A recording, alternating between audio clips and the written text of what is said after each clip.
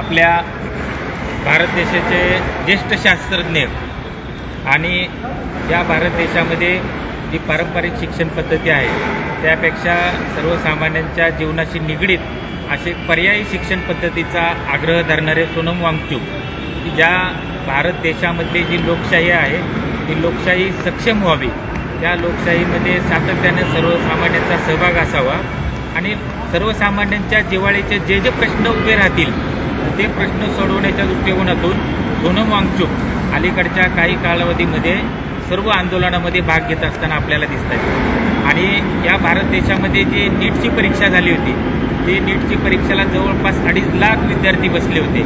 2.5 लाख विद्यार्थी आणि त्यांचे सर्व पालक, त्यांचा वेळ, श्रम, पैसा हे सगळं, इथली जी भ्रष्ट व्यवस्था आहे की ज्या भ्रष्ट व्यवस्थेमुळे त्यांचं सगळं वायाला गेलं आणि नीटची परीक्षा तातडीनं त्यांना रद्द करावी लागली, कारण त्याच्यामध्ये भ्रष्टाचार झाला होता, पेपरफुटी झाली होती। 5-5, 10-10 लाख रुपये घेऊन ते पेपर विकले गेले परीक्षेच्या आधी।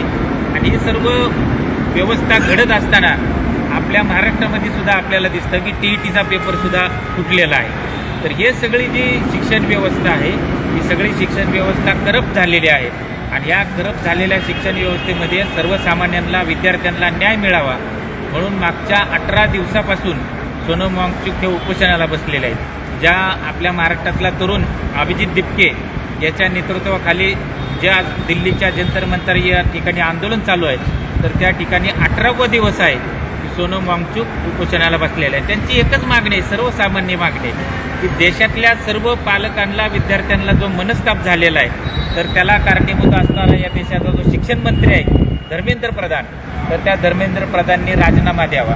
परंतु मागच्या आत्ताचं जे सरकार आहे ते सरकार एवढं निर्ढावलेलं सरकार आहे की त्यांनी 18 दिवस झाले तरी डोकूनही त्या उपोषणाकडे पाहिलेलं नाही आणि सर्व मीडिया मॅनेज केलेला आहे। आजच्या सगळ्या मीडियाला गोदी मीडिया म्हटलं जातं, तर खरोखरच देशातला आजचा जो मीडिया आहे तो गोदी मीडिया आहे आणि त्या गोदी मीडियाने सुद्धा लोकांपर्यंत पोचवलेलं नाही। आज 18 दिवस झालेले आहेत, म्हणजे आपण विचार करा, 2 दिवस जरी माणूस उपाशी राहिला तरी त्याला किती वेदना होतात। परंतु आज 18 दिवसानंतर देखील सोनम वांगचुक यांच्या आंदोलनाकडे दुर्लक्ष केलं जात आहे।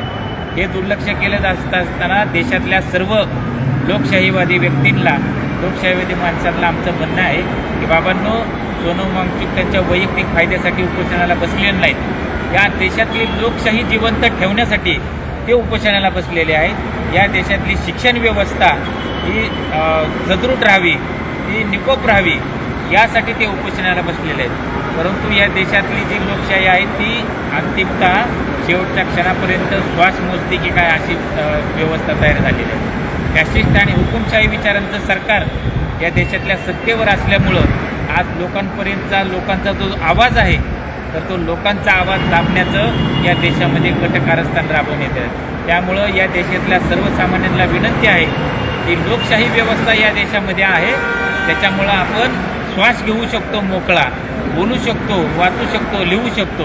परंतु या देशातली लोकशाही आपल्याला जिवंत ठेवायची असेल तर सोनम वांगचुक सारखे शास्त्रज्ञ जे पर्यायी शिक्षण पद्धती देणारे आहेत ते जिवंत राहणं गरजेचं आहे।